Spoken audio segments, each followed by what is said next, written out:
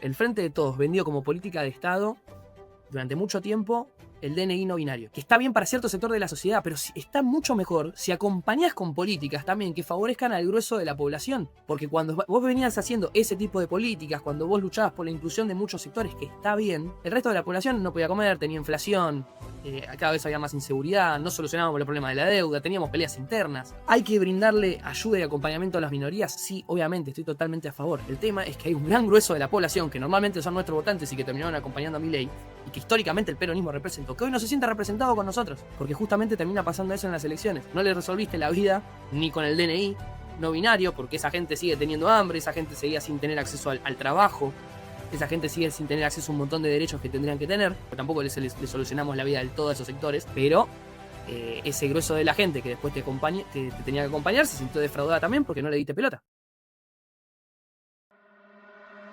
Hola a todos, bienvenidos a un capítulo más del protagonista. En esta ocasión tengo un gran privilegio y un gran placer de charlar con, podemos decir, un legislador electo, porque ya efectivamente ha sido electo por la ciudad de Buenos Aires. Fran, bienvenido antes que nada y bueno, un placer tenerte. Gracias realmente por estar acá. Santi, un placer, por favor, muchísimas gracias a vos por la invitación y el placer es mío poder estar acá para conversar un rato. Fran, como bien adelanté, ha sido electo bajo la lista de Santoro para que la gente rápidamente ya haga la conexión. Pero me gustaría arrancar, antes de meternos en ciudad, me gustaría arrancar tal vez desde lo más macro, desde un nivel nacional. Y vos formás parte del Frente Renovador, que dicho frente, tal vez la persona con la que más se la ha vinculado, a uno primero le viene en mente, es Sergio Massa, que obviamente tal vez en este último tiempo tal vez no estuvo mostrándose tanto, pero sí es un claro referente y actor político de los últimos años de la Argentina.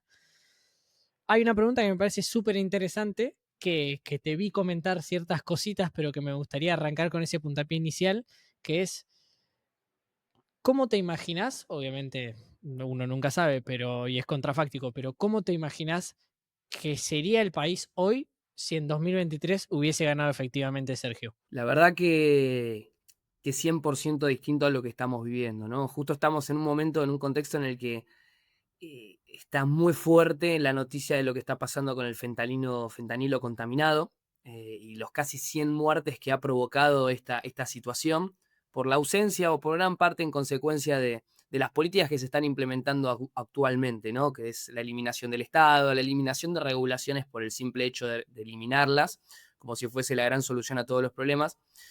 Y justamente si el balotaje del 2023, o mejor dicho, las generales, ¿no? Que se ha estado a 2,7 puntos de ganar, nos hubiese permitido quizás estar en una situación en la que, como bien decías, aunque es contrafáctico, nos hubiese permitido tener un modelo productivo que realmente involucre a la gran totalidad del pueblo argentino, que genere nuevo empleo.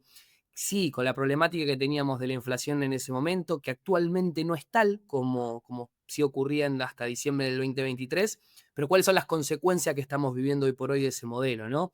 Con mayor gente fuera del sistema, con mayor desempleo, con mayor pobreza también, más allá de los números que el gobierno trata de instalar.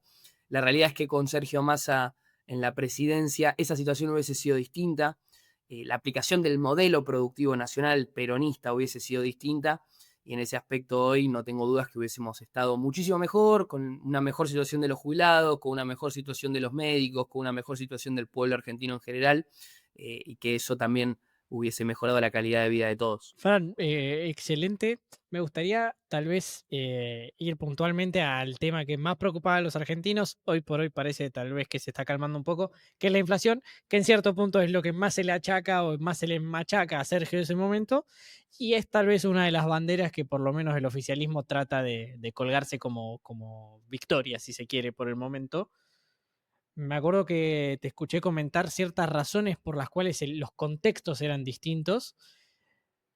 Sí, me gustaría si te puedes meter un poquito en detalle en eso de por qué crees eso y cuál era la diferencia tal vez en esos contextos que, por lo que entiendo, y corregime si me equivoco, en su momento hizo que Sergio tenga ciertos números de inflación que hoy no tendría por los diferentes cambios que hubo en el contexto nacional y mundial. Como bien decías previamente, no hay que perder justamente siempre hay que tener en cuenta desde dónde se parte y cuál era la situación en la cual se encontraba Argentina en ese momento, ¿no?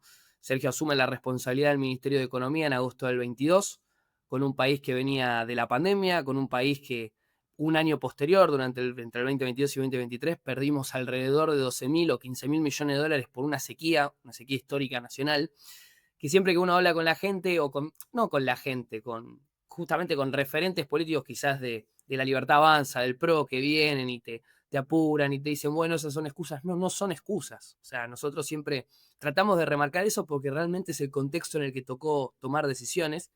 Y lo particular de eso, Santi, es que estamos hablando de un ministro de Economía como si hubiese sido el presidente. O sea, eso también en sí mismo nos habla de un contexto en el cual le tocó a Sergio, y más allá de que le tocó, asumió la responsabilidad de estar, porque si no el gobierno de Frente de Todos, con el Alberto Fernández a la cabeza, no llegaba a término. Esa es la realidad. El problema que teníamos con el swap en China, los problemas de la reestructuración de la deuda que nos había dejado Martín Guzmán en su momento, por las estrategias que venía tomando, las internas propias dentro del peronismo, la guerra entre Rusia y Ucrania, y como decía previamente, la situación excepcional de la pandemia, ¿no? Que teníamos dos opciones. Eh, Salir por la salida que tuvo Brasil, por ejemplo, Bolsonaro, un presidente de la región que se transformó en el país con mayor cantidad, lamentablemente, de muertes en consecuencia de esos tiempos, o tratar de regular esa situación, intervenir como el Estado, y en un contexto de crisis de deuda y de crisis en general, llevar adelante las decisiones que se tomaron en ese momento, que nos llevaron obviamente a tener consecuencias inflacionarias, que en esa pelota le llegó la situación de asumirla Sergio. En esa época se hablaba mucho también de que incluso el mismo peronismo decía, nosotros también te bajamos la inflación si tenemos que dejar con las decisiones que está tomando este gobierno, ¿no? O sea, dejando un 30% de la gente afuera del sistema, no, incentivando o desincentivando la producción, no dándole el dinero al bolsillo a la gente, haciendo que pierdan el poder adquisitivo de sus salarios. Hoy sí, hay superávit, hoy hay menor inflación, pero también lo que hay menor es que gran parte de ese ajuste que hizo el gobierno está pagado por el bolsillo de los jubilados, está pagado por no darle transferencias a las provincias, está pagado también por justamente la baja de producción general que existe. Nadie ha mejorado su condición de vida, a excepción de algunos funcionarios del gobierno, ¿no? Fran, y me gustaría consultarte una cosa más de Sergio, pero aprovechándolo y para que no nos vayamos de este tema. Y esta explicación que justamente da el oficialismo como justificación de es un periodo que estamos viviendo todo esto, nos tenemos que ajustar todos para que de a poquito y a medida que vayamos bajando impuestos y demás, esto vaya reactivando. ¿Vos no crees que sea así? ¿No le ves ese futuro tan próspero que promete o comunica el gobierno? Es que gran parte de las cuestiones, a ver, yo soy el primero que quiere que a la Argentina le vaya bien. O sea, y estamos todos en la misma en ese sentido. Todos buscamos que Argentina esté mejor, a todos nos encantaría que las decisiones del gobierno ayudasen a eso, que tengan como finalidad esta situación, pero ¿Estás se seguro de eso, cae. Fran? Perdón, no me gusta interrumpir en la respuesta, pero ¿estás seguro que todos estamos en el barco de que a la Argentina le vaya bien? ¿No crees que hay gente que por ganas de poder o por ganas de lo que sea, le importa poco que a la Argentina le vaya bien? Yo soy un creyente de que al menos nuestra generación que está haciendo políticas, tanto los que están en el peronismo como los que tengo enfrente, ¿no? La gente que está en el PRO, la gente que está en la Libertad Avanza, al menos de mi misma generación y un par de años más, buscan eso. Están convencidos de las ideas que te pueden llegar a mejorar las condiciones de vida de tus compatriotas. Yo la verdad que sigo creyendo en eso. También soy un fiel defensor de mis banderas y de mis convicciones de por qué considero que este modelo actual es la misma aplicación y nos va a generar los mismos problemas que tuvimos con Mauricio Macri, nos va a generar los mismos problemas que tuvimos con Carlos Menem y Fernando de la Rúa, y nos va a generar los mismos problemas que se iniciaron con la dictadura del 76. A nivel económico estoy hablando, ¿no? No del resto de las cuestiones que podemos llegar a profundizar. Después, lamentablemente, incluso en el interior del peronismo también hemos vivido y lo estamos viviendo actualmente, esa necesidad de renovación, ¿no? O sea, no por nada nuestros propios compañeros y compañeras de 30, 40 años, 20, ni hablar, nos encontramos en esa situación, no solamente de ocupar lugares por el simple hecho de tener una X edad, sino porque buscamos hacer política de una manera distinta, que eso también es parte de las razones por las que yo encuentro, y creo que generacionalmente encontramos todos, de los cambios de gobierno que hubo en los últimos tiempos, ¿no? O sea, los errores que se cometieron, para ser un poco más claro, el Milei de hoy en el poder es consecuencia de los errores que se cometieron en el 2015-2019 por Mauricio Macri, que buscaba representar un descontento que venía de los años del kirchnerismo. 2015-2019 tuvo sus momentos de mejor situación económica, del 2015 al 2017, que siempre se habla del mejor momento macrista. Después vino la debacle, la intervención de nuevo del FMI, todas las cuestiones de la deuda, crisis económica, devaluación. Eso lleva a que se vuelva a intentar con un nuevo peronismo que había despertado fe en todos y en todas. Me incluyo ahí en esa ola, ¿no? De decir, bueno, ahora volvemos mejores. Se vuelve a unificar el peronismo con el objetivo de gobernar. Lamentablemente no fue así, fue un caos, fue un gobierno que realmente generó más preocupaciones que satisfacciones. Fue un gobierno también que ha hecho muchas cosas bien. Tenemos casos concretos que han mejorado las condiciones de vida de la gente, como en la gestión de AISA, de Mariana Galmarini, en mi experiencia personal de haberlo visto, pero que al mismo tiempo no le solucionamos la vida a nadie, que generamos mayor inflación, que el gobierno fue un caos, que las decisiones del gobierno y un Estado estaba todo loteado. Lo vivimos, la no relación del presidente con la vicepresidenta, y eso nos lleva hoy por hoy que la gente haya elegido ni por uno ni por el otro, haya ido por una nueva forma, por un tipo que representaba ideales nuevos quizás, que le propuso algo nuevo a la sociedad, mientras que el peronismo, y el PRO ni hablar, pero el peronismo que siempre representó lo nuevo, la esperanza en el futuro, que después generación tras generación siempre presentó eso, nos transformamos en el status quo. Hay que defender los derechos, hay que defender las cosas que ya tenemos. Y el 50% de la gente no tiene derechos laborales, no tiene vacaciones, no sabe lo que es el aguinaldo, no tiene la posibilidad de ir a un hospital que lo atiendan en el momento en el que lo tienen que atender, la educación era de peor calidad.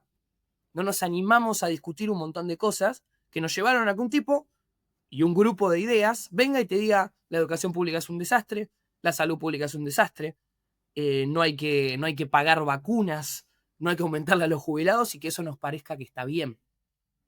Entonces, sin lugar a dudas, sí, ante tu pregunta, lamentablemente en todos lados hay personas que no entienden uno de los conceptos claves para mí del peronismo, que es primero la patria, después el movimiento, por último los hombres.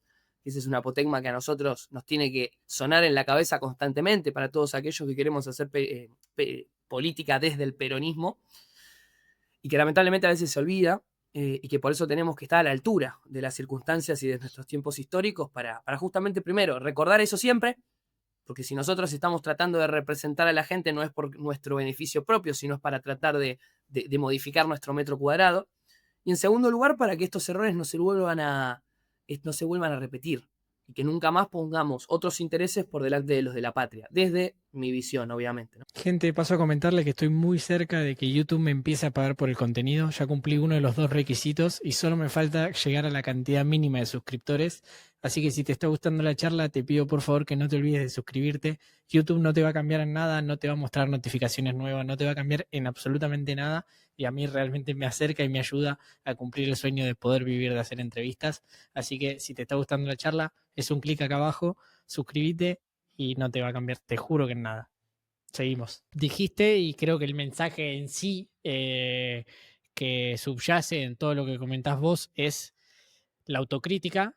Vos dijiste, si bien hicimos, a tu juicio hicieron muchas cosas bien, o se hicieron muchas cosas bien en el gobierno de Alberto, usaste una frase que me llamó la atención, que es, no le solucionamos la vida a nadie. Me surge una doble pregunta, y sé que tal vez no está tan bueno hacer una doble pregunta, pero están muy conectadas una con la otra, que son, la primera es, ¿crees que esta autocrítica está puertas adentro del peronismo? Y dicho esto, y después de esta pregunta, ¿crees que con eso alcanza en caso de estar o hace falta sí o sí caras nuevas para que el peronismo pueda soñar con un 2027? Yo creo que la autocrítica está, incluso al menos en lo que tiene que ver con las discusiones diarias que tenemos con compañeros y compañeras de mi propio espacio, como también del Partido Justicialista en sí, ¿no? Pues el movimiento peronista es tan amplio que tenemos ramas por todos lados, y es creo lo enriquecedor también. Ya llega un momento que en ciertos sectores la autocrítica se transformó en autoflagelo, en donde constantemente, principalmente durante el 2024, nos pasamos horas en unidades básicas y conversando con compañeros, comiendo algún asado, compartiendo algún momento, preguntándonos qué hicimos mal, que es importante, pero ya llega un momento en el que ya las respuestas las tenés. Ya las respuestas las tenés, no es una cuestión generacional. Lo ha dicho incluso Ofelia Fernández, quien se encuentra dentro del espacio junto a Juan Grabois de Patria Grande, que quizás el FR y Patria Grande han tenido algunos cortocircuitos en este último tiempo, y con una idea que comparto, ¿no? De que generacionalmente nos tuvimos que hacer cargo quizás de un gobierno al cual no participamos en lo que tiene que ver con nuestra individualidad, pero sí conformamos por nuestro pensamiento político. Y esa autocrítica nos tiene que servir para mirar para adelante, no para seguir escrutando con un librito, bueno, qué compañero, qué compañera hizo bien o mal las cosas. Eso ya lo sabemos. ¿Esto alcanza? Obviamente no. O sea, no es, bueno, listo, ahora muchachos ya aprendimos, ya sabemos lo que hay que hacer, ya sabemos lo que no. Por favor, vótenos de nuevo que queremos volver para ahora sí hacer las cosas bien. Esto no funciona así. La confianza de la sociedad no se recupera de esa forma. Los tiempos pasaron, ya pasaron 6 años de lo que fue el llamado de Cristina a Alberto Fernández ese sábado 22 de mayo, diciendo lo elegí a Alberto para que encabece la fórmula. Que sí, que fue una fórmula que cumplió su objetivo, ganarle a Macri, porque se había constituido para eso. Hoy no podemos volver a cometer ese mismo error de decir nos queremos juntar para que gane Milei, para ganarle a Milei. No podemos cometer ese mismo error, porque lo primero que va a pasar es, bueno, nos juntamos, ganamos, ¿qué hacemos? Lo hemos vivido en el cierre de lista de la provincia, lo vamos a vivir en estos 2-3 días que quedan en el cierre de lista nacional. Cuando la discusión más importante que tenemos por delante como movimiento es qué lugar vamos a ocupar en la lista a consejero escolar del último municipio de la provincia de Buenos Aires, estamos fallando nuevamente. Porque estamos viendo el poder como un fin en sí mismo y el poder es un medio. El poder es un medio para transformar la vida de la gente. El poder es un medio para mejorar las condiciones de vida de la gente y el poder es un medio para administrar intereses. Si seguimos creyendo que la Argentina es una cuestión de tratar de hacer feliz a todo el mundo, no estamos entendiendo realmente lo que significa gobernar, que es tomar partido por ciertas circunstancias, administrar los recursos finitos que existen y en nuestro ideal peronista, que la mayor cantidad de personas posibles puedan vivir de la mejor manera posible, con los recursos existentes y con, obviamente, la administración de esos recursos. Entonces, a las dos preguntas básicamente me haces es, ¿hay autocrítica? Sí, en algunos casos demasiada. En algunos casos demasiada. En algunos otros se finge demencia quizás y se quieren repetir también estrategias o recetas que no nos llevaron a ningún buen puerto, pero al mismo tiempo con la autocrítica sola no alcanza. Y por eso entiendo el descontento de algunos compañeros o compañeras dentro del movimiento que presentan, que quieren presentar sus listas y demás, pero bueno, como digo esto, también digo lo siguiente, que el todo es superior al conflicto. Y si no entendemos que para poder triunfar y sacar a Milei del gobierno en estas elecciones, en la del 2027, tenemos que estar juntos, como primera parte, no lo vamos a poder lograr sin lugar a dudas. Fran, pero ¿y cómo convive esa dicotomía entre si nos vamos a juntar para ganar y después no sabemos cómo gobernar y con lo que me acaba de decir de la única, o sea, en pocas palabras, la chance para ganar es yendo juntos? O sea, ¿cómo haces para conciliar esas dos ideas? Es que una cosa no quita la otra.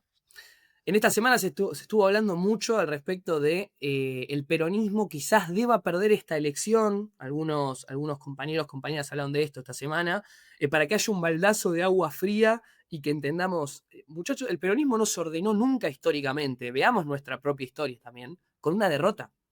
Cada vez que el peronismo pierde, el peronismo se autodestruye, se metamorfosea, tiene sus modificaciones. Los liderazgos del peronismo se terminan ganando con las votaciones. Desde Perón, obviamente, en su primer lugar, con la interna Menem Cafiero, que todo se ordenó en consecuencia a una interna en ese sentido. Con las elecciones que se perdió en el 83, que después vino la interna Menem Cafiero, Menem ganando del 89 al 99, incluso con una reforma constitucional, la primera reforma constitucional en la cual participó plenamente el peronismo. Desde el momento en el que existe el peronismo como tal. Sí, está la Constitución del 49, pero no existió más después. Y después cuando se actualizó posteriormente, el peronismo estaba proscripto. Eso por un lado. Y por el otro, para ganar sí, tenemos que estar juntos. ¿Por qué? Porque tenemos que sumar más actores, porque tenemos que sumar a más espacios, y más que espacios, que fue uno de los errores que quizás cometió Larreta en estas elecciones, Tenemos que volver a convencer y enamorar a la gente. Y una vez ganadas esas elecciones, proyectar ese plan de gobierno que obviamente no tengan las mismas conclusiones, o más que conclusiones, los mismos medios, los mismos mecanismos que tuvo el gobierno 2019-2023, que claramente cada decisión que se quería tomar de gobierno, cada botón de la botonera del Estado que se quería tocar, estaba todo loteado. ¿A qué me refiero con loteado? Que el secretario, que el ministro pertenecía a una franja del peronismo, cuando le quería dar una orden a sus secretarios respondían políticamente a otros, así lo mismo los subsecretarios, así lo mismo los directores, no se conocían entre ellos. Entonces, esas cosas son las que en la práctica hay que modificar. Ahora, para ganar, el primer paso es estar juntos. El segundo paso es volver a enamorar a la gente. Y el tercer paso, una vez que estemos en el gobierno, es no repetir esos errores y tener en cuenta cómo nos vamos a administrar tanto en tiempo como en conocimientos en cada una de las áreas que hay que tener para llevar adelante un gobierno, sin lugar a dudas. ¿Y cuáles crees que son los puntos fundamentales o claves por los cuales el peronismo puede volver a enamorar a la gente, considerando que el recuerdo próximo más cercano que tiene la gente del peronismo, si se quiere, es un gobierno que realmente falló, o sea, a la vista de la gran mayoría de las personas, o de muchas personas?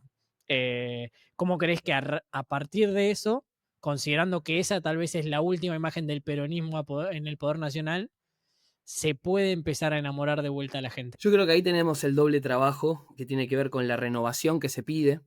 Si estamos hablando, viendo mucho, hay muchos espacios y más aún de la sociedad civil principalmente, que siempre se aburre de las mismas caras, ¿no?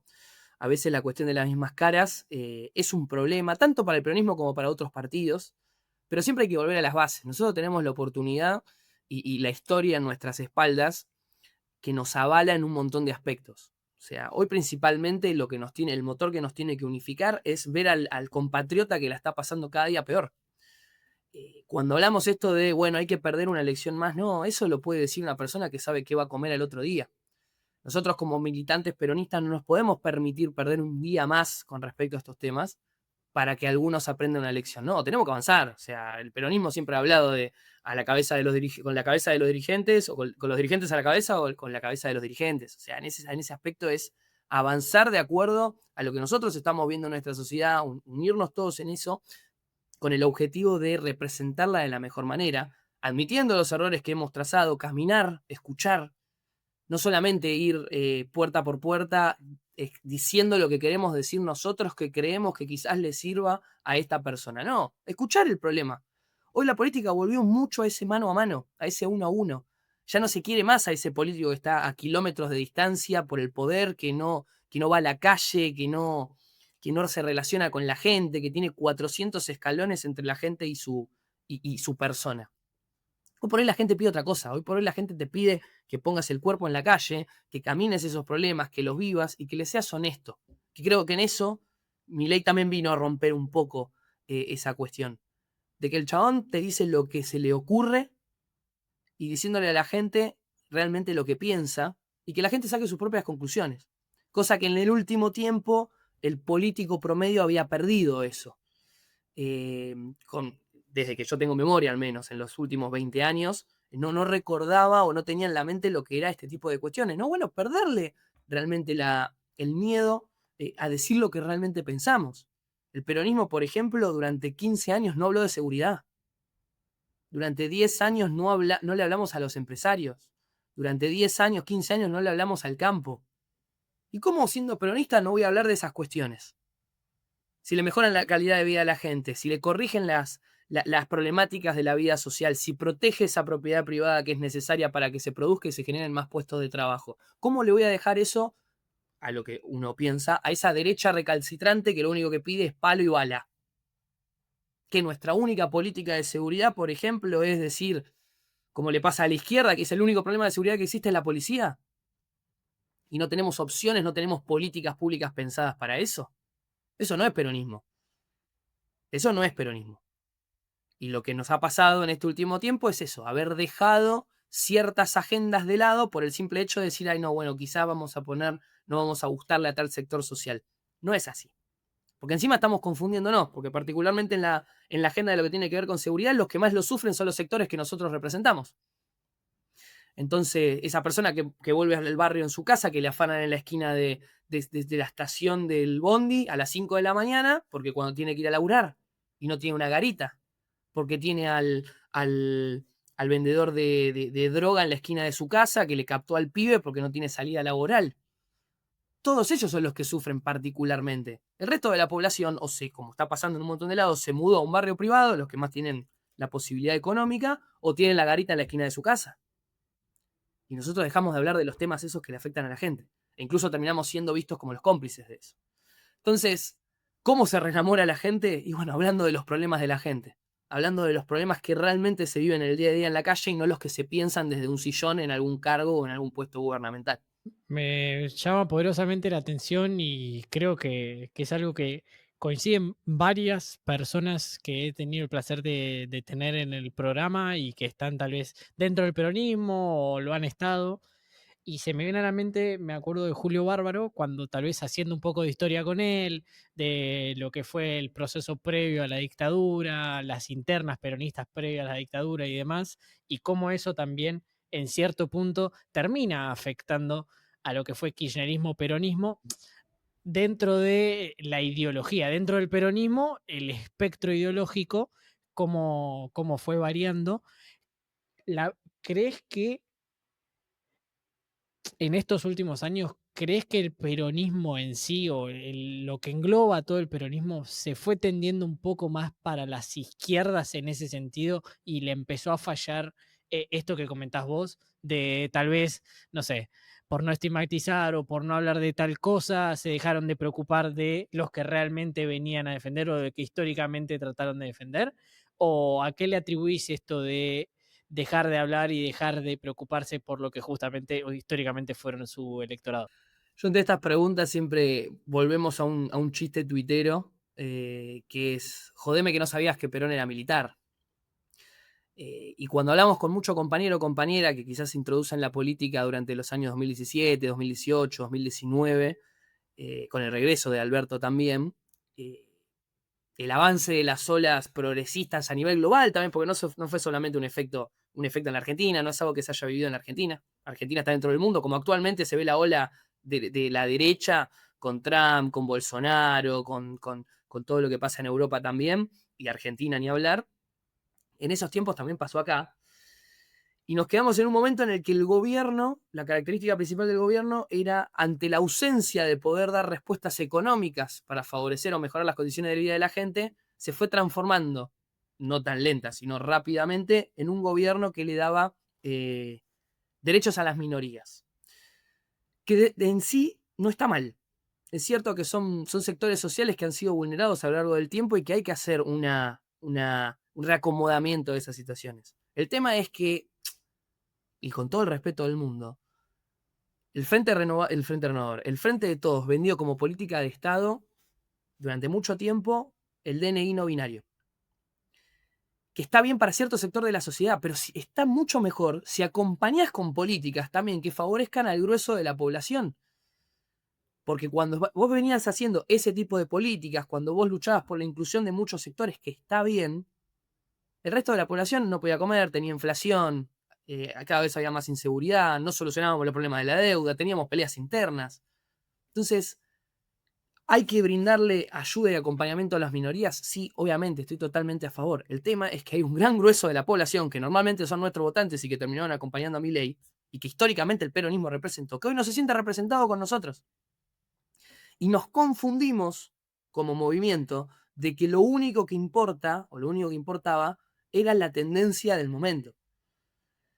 Y nos perdimos esa gran oportunidad de brindarle herramientas de inclusión social a los sectores vulnerados, pero que al mismo tiempo brindarle herramientas económicas y de mejoras de seguridad en materias de educación, como dije previamente, de salud y de vivienda a los sectores mayoritarios de la población.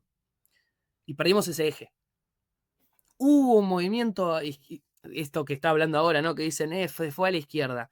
La verdad que si yo formo parte de un gobierno, tengo la opción de formar parte de un gobierno, de tener un gobierno que genere 3 millones de puestos de trabajo, mejore las condiciones generales de la gente, tenga los mayores niveles de jubilaciones en dólares en América Latina, el mejor salario mínimo en América Latina, que tengas una deuda baja, frente a un gobierno como el que estamos viviendo hoy, que se la da de no zurdo, que es de derecha, pero que al mismo tiempo tenemos desnutrición infantil, problemas con la educación, problemas con la salud, que tratan de financiar el Garraham, que cagan a palos a los jubilados, que no mejoran las condiciones de vida de los discapacitados. Y yo prefiero quedarme con ese gobierno zurdo, ¿no? Que es justamente lo que mejora las condiciones de vida de la gente, con errores y aciertos. Ahora, que el peronismo es esto, que mejora las condiciones de vida de la gente, que genera trabajo, porque gobernar para el peronismo es generar trabajo, es una realidad. Y después la inclusión de las minorías hay que tenerlo siempre en cuenta, pero no justamente como única herramienta, porque justamente termina pasando eso en las elecciones. No les resolviste la vida ni con el DNI no binario, porque esa gente sigue teniendo hambre, esa gente seguía sin tener acceso al trabajo, esa gente sigue sin tener acceso a un montón de derechos que tendrían que tener, para volver a lo inicial, ¿no? Que veníamos diciendo, porque tampoco les solucionamos la vida del todo a esos sectores, pero ese grueso de la gente que después te tenía que acompañar se sintió defraudada también porque no le diste pelota, porque no le Mm. resolvimos los problemas a ellos. Y cuando se intentó, después de la incorporación de Sergio en el gobierno, ya había sido demasiado tarde y hasta ahí nomás, porque se perdió por el 2,7%. El derrotismo que ha tenido el peronismo en este último tiempo hay que guardárselo en el bolsillo, porque mientras todos hablan del fin del peronismo y de la muerte del peronismo, el peronismo está más vivo que nunca, el peronismo está rearmándose internamente y en el 2023, teniendo el peor gobierno de la historia, como dicen muchos, estuvimos a casi 300.000 votos de tener a Sergio Massa como presidente. ¿Crees que, a ver, medio tonta la pregunta, pero yendo unido y tal vez logrando un poco esto que comentabas vos, que tal vez es necesario para pensar en una posible victoria, ¿crees que realmente el peronismo tiene chances? Vamos por partes. Usando términos futboleros, vos estás muy metido en Independiente, que también me gustaría hablar de eso, pero para no adelantarles, y algo que me encanta hacer para los que ven el show es, me encanta hacer analogías futboleras, creo que se entiende todo mejor. Totalmente. Viste que siempre se dice, no, este equipo está obligado a ganar la Copa, Boca y River están obligados a ganar la Libertadores, bla, bla, bla. ¿El peronismo en ese sentido está obligado a ganar provincia? Qué linda pregunta. Yo te agregaría Independiente también, ¿no? Y ahí tenés Sí, sí. creo que tenés un ejemplo también. Vos estás obligado a ganar cuando haces bien las cosas, cuando le mejorás las condiciones de vida de la gente. Y cuando lo que tenés enfrente es mucho más dañino desde nuestra posición que las políticas que implementás. Yo no sé si pasa por el tema de obligación, porque incluso en nuestras generaciones hemos perdido más elecciones de las que hemos ganado. El peronismo en general. Se ha perdido la interna del 2009, se ha perdido la interna, las intermedias del 2009 con Néstor Kirchner a la cabeza. El 2013 gana Sergio Massa, pero pierde el oficialismo en ese momento. En el 2017 gana Cristina, pero en realidad le gana a Esteban Bullrich en esas elecciones. Y en el 2021 también el Frente de Todos pierde. Sí se gana, incluso en el medio perdiste la gobernación con María Eugenia Vidal en el 2015, por internas también dentro del peronismo. ¿Cuál es la obligación del peronismo ganar ahí? Que cuando se la dejás, cuando tuvieron la posibilidad de gobernarla, hicieron un verdadero desastre. ¿El peronismo ha solucionado los problemas del conurbano? No. La verdad que no. Seguimos teniendo muchísimos problemas con ese tema, habitacionales particularmente, laborales, de educación, de seguridad. Cada tema que hay que discutir con respecto a eso es una realidad. Lamentablemente no se ha solucionado esos problemas. Pero del 2015 al 2019 tampoco nos vengan a vender que fue una panacea. Voló una escuela, María Eugenia Vidal, por la inacción de sus políticas. Murieron un auxiliar docente y un docente cuando vienen a hablar de las escuelas. Y para bien o para mal, es algo que al peronismo no le ha pasado. Y no es por tirarse muertos, porque no funciona así esto y sería muy bajo hacer esta situación. Pero seamos coherentes también con las cosas desde la política, digo, ¿no? Porque la gente no tiene eh, por qué medirse en sus palabras. Es más que entendido todo eso y tienen el derecho del mundo de expresarse. Pero cuando ves en la política que hay gente que son los paladines de la moralidad y de las buenas costumbres de las políticas públicas, y cuando tuviste que administrar algo fuiste un desastre, y nos hacemos todos los boludos, hoy veo a Rukauf saliendo a hablar de esto. Rucau sí, fue peronista y fue gobernador de la provincia de Buenos Aires y fue una vergüenza. Y hoy vuelve a hablar. María Eugenia Vidal hablando de las políticas públicas, como decía previamente, pegándole al gobierno, pero al mismo tiempo atajándose. Entonces, obligación tenemos de ganar las elecciones, de mejorar la calidad de vida de la gente.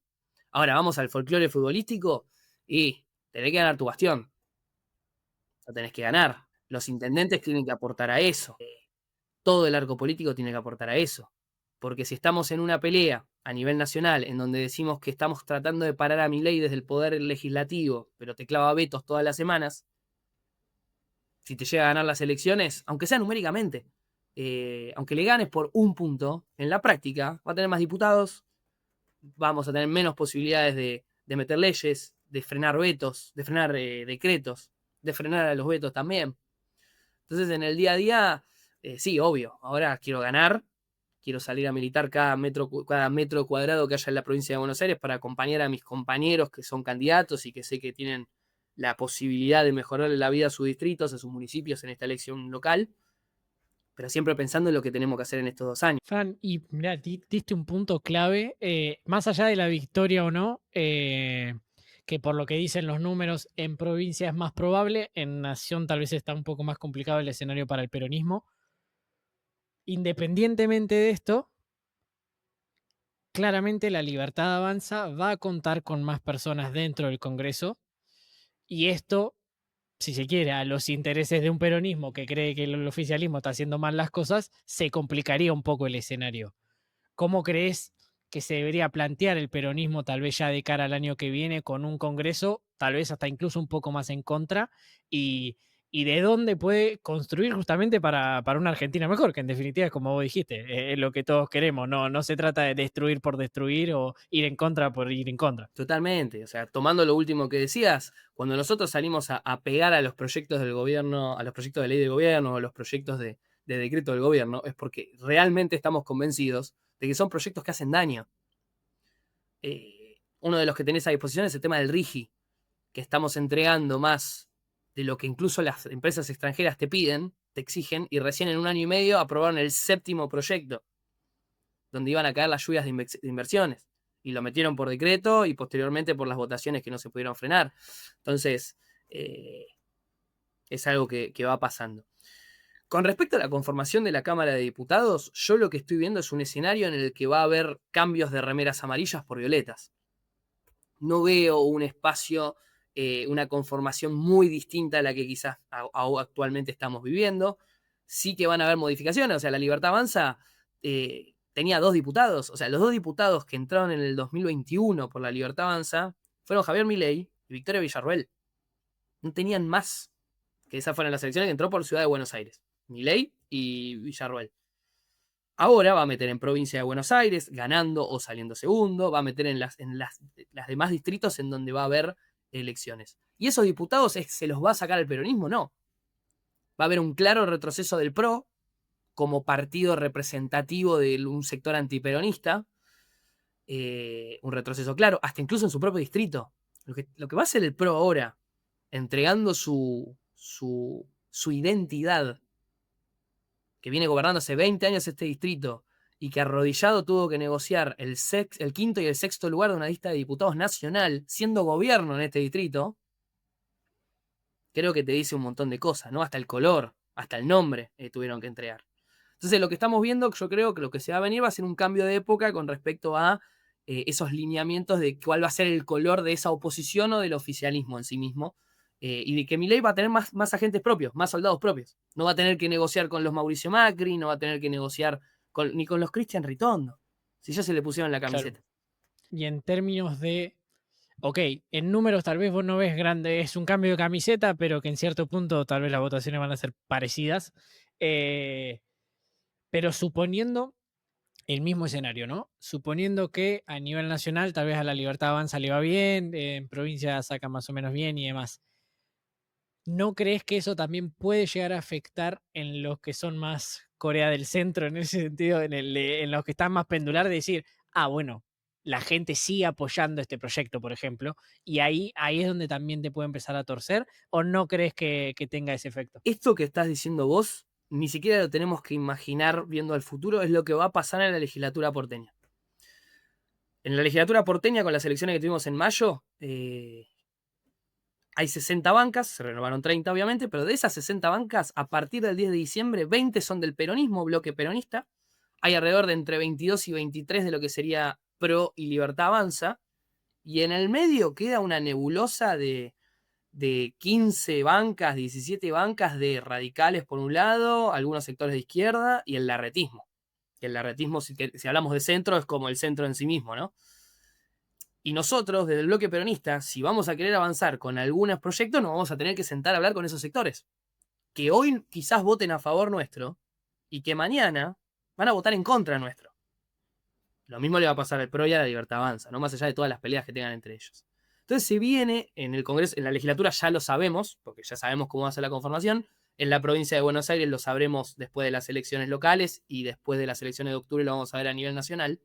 Todo esto a partir del 10 de diciembre en todos los casos. Se va a venir una composición del Congreso que les va a dar un estrellato, al menos por 2 años, a esos sectores del centro, porque cada voto va a importar. Ahí lo que vamos a ver es qué van a terminar haciendo estos sectores. Y si son representativos de los gobernadores de las provincias, como vimos en estos 2 años, donde por cuestiones económicas terminaron, y no hay que confundir estas cuestiones con coima, porque no es coima, son las necesidades que tienen hoy por hoy las provincias, lamentablemente, por la situación en la que se está viviendo, que terminan vendiendo su voto. Terminan vendiendo su voto en situaciones que incluso lastiman a sus propios representados, pero bueno, a nivel nacional eso es lo que corresponde, te dicen. Entonces, la realidad es que van a tener un rol central, que van a recibir piñas por todos lados también, porque la realidad es que hay que tener mucho coraje para votar ciertas cosas. Es lo que le va a tocar a muchas personas de asumir su rol. Estamos viendo lo dañados que están un montón de dirigentes que intentaron ser ese Corea del Centro en este último tiempo. Lustó le pegaron en este último tiempo, en cada declaración que hizo, se le pegaba por izquierda y se le pegaba por derecha. Lejos de captar la voz de el sentido común al cual él quería ir por ahí, se lo terminaron comiendo de ambos lados. Entonces ahí tienen una situación en la que van a tener que tomar esa decisión de apostar por lo que nosotros consideramos que es el pueblo argentino y son los valores de no poder dejar a nadie atrás en ese aspecto y de defender a los sectores más vulnerables de la población, o priorizar el Excel, festejar un superávit fiscal ficticio, porque es como ese superávit que se puede lograr en tu casa si no pagas la tarjeta o los servicios, pero que mientras tanto la gente se está cagando de hambre. No tenemos salida laboral, no tenemos mejoras estructurales en ningún tipo de lugar, no tenemos obra pública para poder mejorar las rutas. No tenemos, en ese sentido, está todo vaciado. Entonces, bueno, es por un lado festejar ese déficit fiscal y que el número entre en un Excel, hasta por ahí nomás, porque seguimos teniendo problemas de tasas, seguimos teniendo problemas de deuda, seguimos teniendo problemas económicos a diario. O bueno, tratar de generar esa alternativa que realmente le dé un poco de aire a la situación que están viviendo estos sectores. Coincido plenamente en el análisis, coincido que se va a revalorizar bastante toda esta gente que está en el medio. Justo la semana pasada tuve en la charla y participó del programa Margarita Stolbizer, que se la podría tranquilamente colocar en esa posición. Y ella obviamente muy convencida de su postura, me decía que ella buscaba traer un poco de sentido común y que no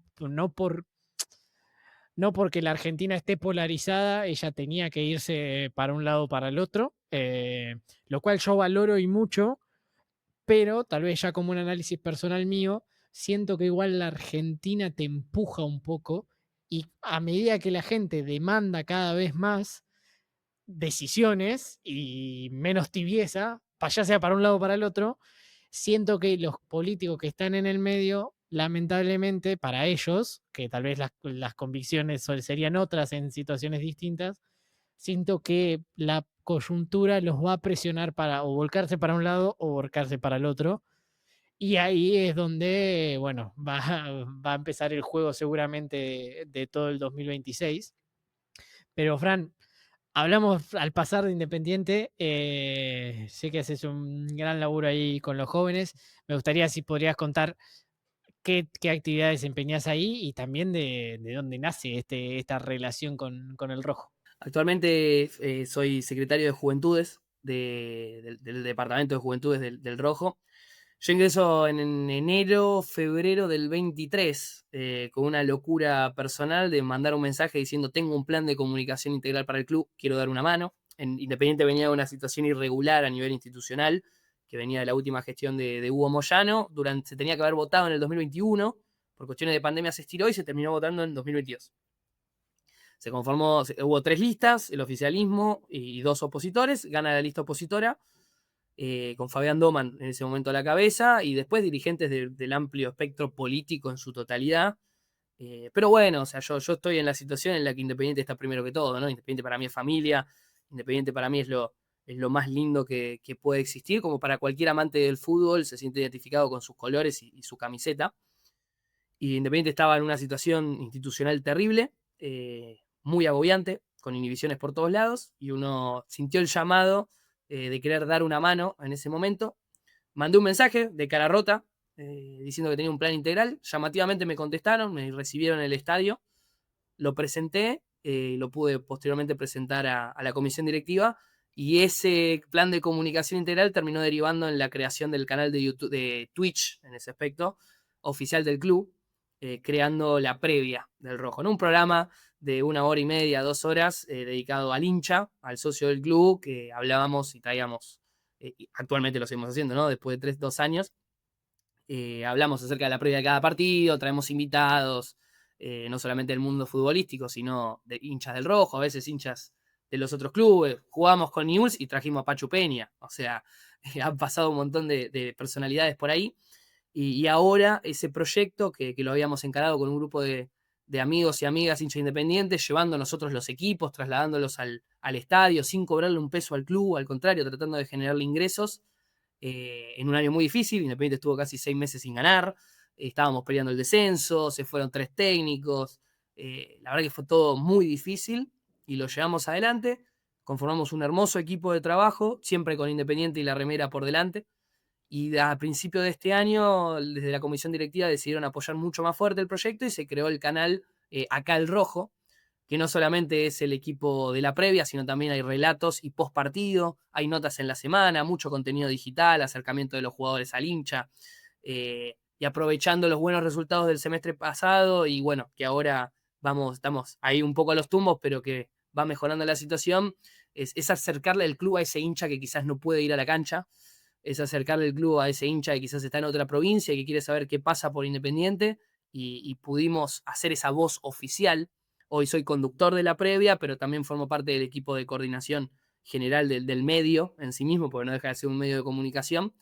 Y la verdad que estoy muy, muy feliz con eso, y es la forma en la cual uno encontró para devolverle a Independiente la alegría, obviamente, de formar parte y de sentir esa pasión y la unidad que significa en lo familiar también, sino también para ese sueño que todos quizás tenemos de amantes de fútbol, de debutar en la primera de nuestro equipo. Bueno, yo tuve la suerte y tengo la suerte de pisar el verde césped para comunicar, y lo vivo como una final de Libertadores, cada fin de semana. No, no, espectacular, espectacular, Fran, te felicito realmente, porque además se te nota con mucha pasión cuando hablas del rojo, cuando hablas del laburo que están haciendo, y qué increíble, y me parece un mensaje que se debería quedar todo aquel que nos está escuchando, de cómo te animaste de cara rota, dijiste vos, mandaste un mensaje y mirá esa simple acción de mandar un mensaje, pero con el gran poder y con la gran determinación de hacerlo, que no es poca cosa,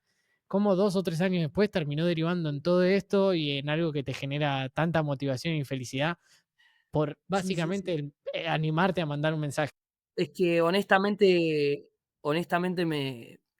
cada vez que me preguntan con respecto a este tema, y siempre, viste, está eso en la que, no, bueno, está metido en política, entonces tocó a alguien. El contacto que tenía era porque lo habían subido en ese momento en una agrupación de Independiente, un grupo de WhatsApp para formar parte durante la pandemia. Entonces me sumé ahí, dio la casualidad que ahí era la gente que posteriormente terminó formando parte de esa comisión directiva, y lo mandé, y no conocía a nadie.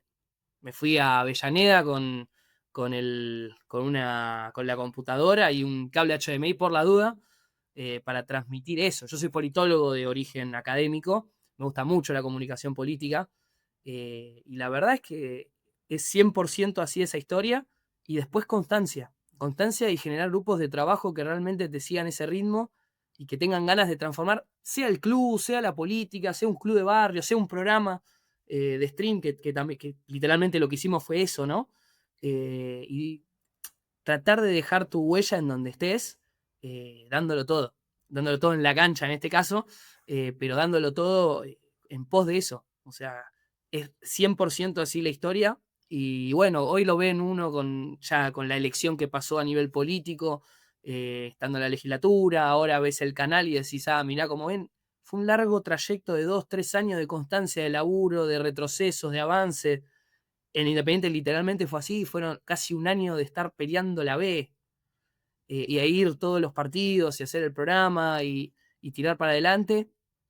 Y yo creo que eso es realmente lo que me gustaría aclarar en esta situación, y te agradezco también el espacio, porque si no todo parece que es, estos son de acá, mi viejo es telefónico, mi vieja es empleada doméstica, soy primera generación en mi familia que terminó la universidad, que terminó la secundaria. eh, y eso fue todo fuego de juntarme y conocer a las personas que comparten esa pasión, tanto en Independiente como en la política, como en el trabajo, como en lo que sea, y tener esa suerte. Y constancia, sobre todo es constancia. Podés tener un día malo, podés tener 6 meses malo, podés tener un año malo, pero si le metés constancia es mucho más probable que las cosas después terminen yendo bien. Coincido 100%. Y una frase de nuestra hermosa música nacional que me gusta es la suerte es amiga de la acción. Así que también importante, ¿no? El tomar acción, y como vos te animaste a mandar ese mensaje, a meterte en ese grupo en su momento, a seguir metiéndole, por más que Independiente la estaba pasando mal, lo mismo aplicable a todos los escenarios y todas las personas. Excusas podemos encontrar todos en cualquier momento, pero también asimismo podemos encontrar razones por las cuales hacer las cosas. Fran, agradecerte por tu tiempo. Me gustaría hacerte una última consulta, ya que estamos hablando tanto de tema fútbol y que hablamos tanto de política. Si me querías dejar alguna opinión sobre la SAD, si te parece algo que es posible, si crees que los clubes, los que quieran, podrían tener esa libertad, si no lo ves así. ¿Qué opinión te trae la SAD, vos siendo un tipo que está metido en política y que está metido en un club de fútbol? El rol social que cumplen los clubes de fútbol, los clubes en general, no solamente los clubes de fútbol, en la Argentina yo creo que es uno de los grandes temas y fenómenos argentinos. Como cuando hablamos de que si, del Papa, de Messi, de que en cada deporte o en cada situación siempre hay un argentino metido. Bueno, los clubes, como identidad, como generadora de conciencia, como generadora también de valores, son un hecho bastante particular argentino. Cuando hablas con gente que quizás viene de otros palos, sí, hay clubes en todos lados, pero lo que tiene que ver con la idea de asociación civil, de organización barrial, de comunidad, es muy argento. Y ese rol social que tiene de sacar a los pibes de la calle, tan necesario, de educar, de generar valores, es algo que realmente ha mejorado las condiciones de vida de miles y millones de compatriotas. Cuando lo trasladamos a las cuestiones deportivas puntuales de la SAD, va más allá del club es de los socios. O sea, porque cuando siempre nos viene pasando bastante, ¿no? En la política, quizás cuando vemos una propuesta del gobierno, una propuesta más liberal, lo único que salimos a decir es no toquen a la educación pública. Pero pará, flaco, o sea, la educación pública es importante, sí, pero las escuelas están mal, los docentes están mal pagos, los pibes están aprendiendo mal, cada vez tenemos peor calidad educativa. Esto que te decía al principio de no discutir los temas y solamente salir con frases vacías de contenido, lo mismo. Salud pública, sí, a la defensa de la salud pública. Bueno, pero hubo gobiernos que no tenían el material que necesitaba, los edificios están cayendo a pedazos, los médicos cobrando mangos. Bueno, con la SAT observo lo mismo. Salieron a atacar muy fuerte con la idea muy básica de decir, che, vos querés que tu club sea como el Manchester City o el PSG y ganar todo y comprar a los mejores jugadores del mundo. Bueno, hagamos la SAD. Y se pierde realmente la esencia de todo esto y el verdadero rol que tienen los clubes de fútbol, particularmente para la sociedad. Nosotros somos, no sé, entiendo que sos un enfermo del fútbol también, vos también, y nosotros queremos ganar cada domingo. Pero Independiente en el caso es una universidad, es una escuela primaria, es una escuela secundaria, tiene nivel terciario, le da de comer a un montón de pibes que vienen de las pensiones de todo el país, enseñan valores, tiene acción social en Avellaneda, tiene tenis, tiene un montón de deportes que no son, que quizás indirectamente viven de lo que genera el fútbol. Y si vos ves todo como un negocio, lo único que vas a hacer es dejar las áreas que te permiten generar ingresos. Y hoy por hoy, lo único que genera ingresos el único deporte profesional que existe es el fútbol. A Boca le ha pasado, Boca ha cerrado un montón de áreas justamente porque no eran rentables. Y perdés la posibilidad, le quitas la posibilidad a un montón de pibes y pibas de la zona de poder llevarse y de desarrollarse en los deportes que ellos quieren. Entonces, cuando hablamos de la SAD y de los malos ejemplos que hubo con la SAD, que son la mayoría, lo vimos con Botafogo, lo vimos también con el Lyon, que un equipo que gana la Libertadores un semestre está a punto de cerrar y tiene que vender todos sus jugadores, y al dueño del club, al que compra el club, no le importa. No le importa que el viejito no tenga la cancha de bochas para poder jugar el fin de semana. Agarra su plata y se va. Entonces vemos plaza, en Europa ha pasado mucho, el Club Salamanca, un club histórico de una ciudad, todos los ciudadanos llorando porque cerraron el club, porque perdieron su lugar de pertenencia. Estudiantes estuvo al borde del colapso por este invento de Forest, Gillette Forest, que también prometió ingresos de dólares y no pasó nada, y ahora tiene un lío bárbaro que no se está hablando, pero que va a tener que pagar de alguna manera a los jugadores que compró. Entonces, discutámoslo, discutámoslo, pensémoslo de qué manera podemos llegar a mejorar las condiciones de los clubes, pero no veo para nada la posibilidad de que este ingreso de los privados a agarrar plata y sacarlo cuando ellos lo quieren, como está pasando hoy por hoy en la República Argentina, que te traen dólares de afuera, los invierten un ratito, después se van y vos quedás rengo acá, que eso sea la solución a las problemáticas que tenemos hoy por hoy de los deportes y de las deudas que tienen los clubes, ¿no? 100% asociación civil, 100% participación, pero participación real de los socios, porque eso también es otra cosa. Si vamos solamente a defender la bandera de los socios cada 4 años que nos tienen que votar, ahí también vamos a ver las consecuencias. Y tenemos que prepararnos también para defender con argumentos firmes, justamente, lo que nosotros consideramos que es lo mejor, que es la participación social en la identidad y en la conducción de los clubes. Fran, agradecerte realmente, la he pasado muy bien. Creo que fue una charla llena de política y deporte y son dos cosas que me apasionan, así que agradecerte por tu tiempo y por la predisposición del minuto uno, un fenómeno realmente. No, por favor, gracias a vos, Santi. Me encantó el producto que venís generando, los programas que venís generando, que cuando me llegó tu invitación vi un par y la verdad que se nota que le metés no solamente tiempo, sino también ganas al programa y te agradezco por la calidez también y la buena onda.